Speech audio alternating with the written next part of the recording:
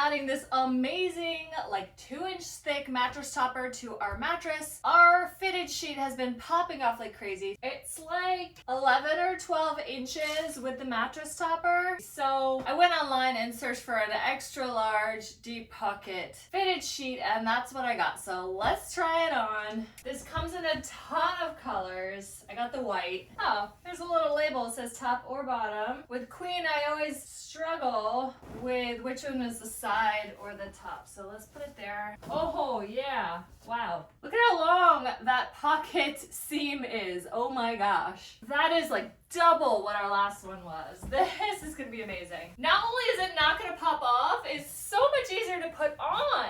Done! Oh my gosh, yes!